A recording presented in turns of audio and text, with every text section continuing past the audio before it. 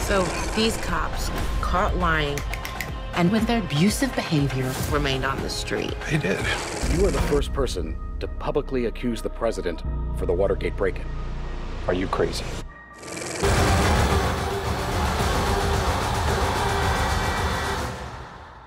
What's his name? Hello and welcome to the show where we're bringing you the best of new releases on the small screen. And for that, I'm joined by Yena Lee. Hi, Yena. Hi.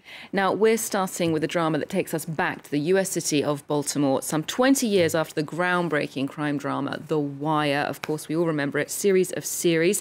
This time it's another show about police corruption and police brutality here.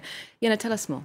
Well, We Own the City is a 6-part limited series on HBO, and it's about an elite gun task force that's part of the Baltimore Police Department, the BPD. It's based on the real-life reporting and the subsequent book by Baltimore Sun journalist Justin Fenton. He helped expose a gang of criminal cops who would plant evidence, steal money and drugs and weapons from crime scenes, and thus plunder the city for many years. Wow, so a lot of echoes of The Wire there. Let's take a look at a snippet of the trailer. In a war, you need warriors. On the ground, get down on the ground. You have enemies. In a war, civilians get hurt and nobody does anything. In a war, you count the bodies and then you call them victories.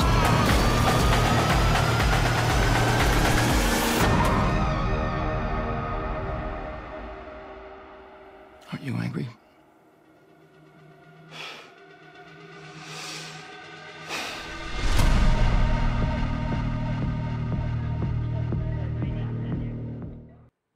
Now, what most of the show is situated in the post-Freddie Gray era. That is the 2015 death of the 25-year-old black man in police custody, a suspicious death that sparked Black Lives Matter protests throughout Baltimore.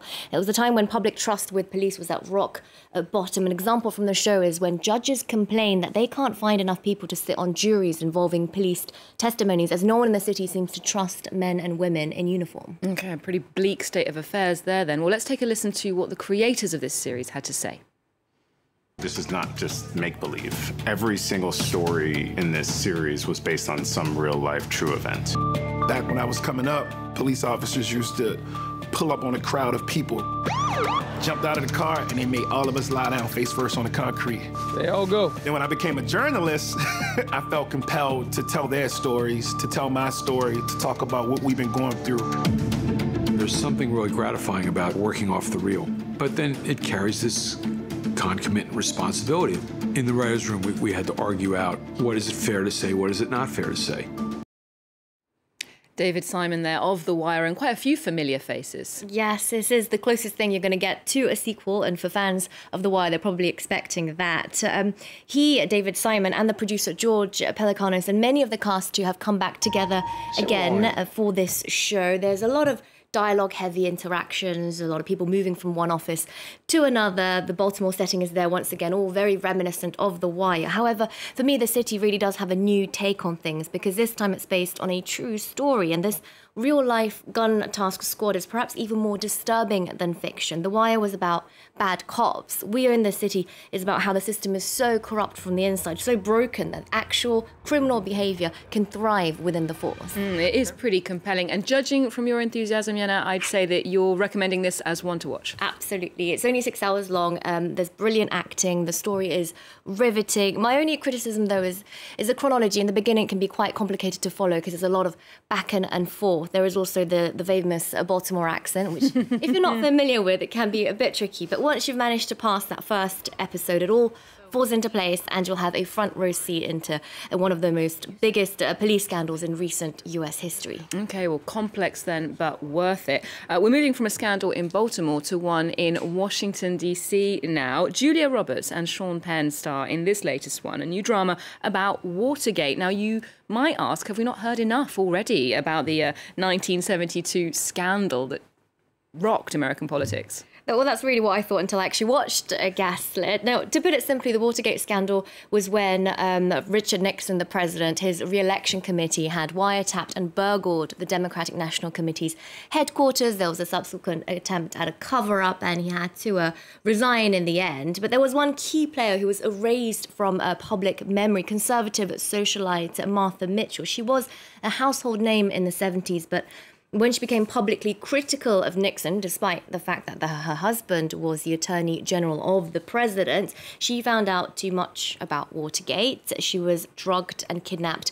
for days, and then she was depicted as hysterical and paranoid, even though she was actually a whistleblower. So Martha Mitchell was quite literally gaslit. Incredible. So I suppose it is about time that we knew more about her. Let's take a look then at how the show deals with Martha Mitchell's story. You want to move across the country and work for Reagan. The two of us are unstoppable. But I was never the one driving that train. It was always you. Lord. Look who sounds drunk now. Come here, let me sober you up. She had an opportunity to speak out, and she took it, and because of that, she was kind of gaslit on a national stage. That loudmouth wife of his was becoming too much of a liability. The tactics that we used really haven't changed all that much, and I think we can learn a little more about, you know, what's happening today. So we saw Julia Roberts there in a very heavily made-up Sean Penn, almost unrecognisable. Yena, what did you make of their performances? Oh, they really make the show worth watching. Julia Roberts really does embody that 1970s conservative superstar, the mouth of the South as she was known. It's the first time, actually, that we have the two Oscar-winning actors sharing a screen, and they really are captivating. They play a husband and wife duo who are in quite a toxic relationship full of lies, but also passion and deceit. Okay, well, a compelling couple at the centre there, but what did you make of the series as a whole? Well, apart from that star duo, I have to say the rest of the show wasn't all that memorable. You do have a character who plays the White House counsel. His girlfriend is played by Betty Gilpin. She takes on the role as a rather progressive air hostess. G. Gordon Liddy, who led the Watergate robberies, is actually portrayed by Shea Wiggum, who comes across as a very macho man with anger management issues in a disturbingly kind of comical way. All of this, Olivia, coming, of course, at the 50-year anniversary of the actual Watergate scandal. Of course, very timely then. Well, those are two shows on true events. Now you're taking us to a world of shifting realities. This is a time-travelling thriller starring Elisabeth Moss. Yes, the Shining Girls series is based on the 2013 novel by Lauren Beukes, and it's about a newspaper archivist called Kirby Mazarachi, who's played by Elisabeth Moss, who's chasing down the man who attacked her 6 years prior. The perpetrator, though, is travelling through time, and he's killing young, promising or shining women. One major problem, though, is that since her traumatic attack, Kirby can't seem to get a hold of reality. So one minute she's living with her cat and her mum, the next she's living with a dog and her husband. One moment a female doctor is examining her, and the next he becomes a male doctor. So it's really quite unlike anything I've seen recently. Take a look. I love being involved in something that manages to tell a very difficult story about trauma and violence against women. There is this fantastical element to it, but there's also a lightness to it, and there's a hope to it. There are multiple women dead over multiple decades. He's the one connecting them. There'll be more. I don't know how, but he's been watching me since I was a kid. He's everybody. He's nobody. He's all the time. Why are you doing this? How are you doing this? So we heard Elisabeth Moss there with her take on the show. What did you think about it? It's truly a mind-bending murder mystery that will definitely keep you on your toes. Elisabeth Moss stars, and she's also the executive producer. I've really liked her work ever since she played the president's daughter in The West Wing, and then she evolved to take on some female strong roles, such as in Mad Men and, of course, in The Handmaid's Tale. Here again, she really strikes that balance between electric energy and compassion as she navigates through a character who has lived through a traumatic event. There are also very strong performances from Jamie Bell, who plays the sinister serial killer, Narcos' Wagner Moura as the crime reporter, and Hamilton's Philippa Sue as the scientist. Okay, but this, I suppose the genre is, what would you call it? Fantasy, crime, thriller, a bit niche. I mean, it might not be to everyone's taste. Well, you definitely have to be able to stretch your imagination a little bit to follow it. But to some extent, I'd say that it does contain a very realistic depiction of trauma, because in the first episode, for example, when a detective asks Kirby, the main character, to look at photos of potential suspects, she says, I quote, "I don't know because I don't know what he looks like. He's everybody, yet he's nobody." So indeed, things like this, when you think about it, can really change. Things you think you know might be very different after a traumatic event. And I think Shining Girls definitely carefully refers to this. Okay, very interesting. Now, we're ending on a lighter note, This is still a show with 2 strong female leads, the 7th and final season of Grace and Frankie. Yes, before I leave you, I had to bring this up because it's a show that's had a fantastic run. Jane Fonda, Lily Tomlin, Martin Sheen, Sam Waterston, the all-star cast that did not disappoint.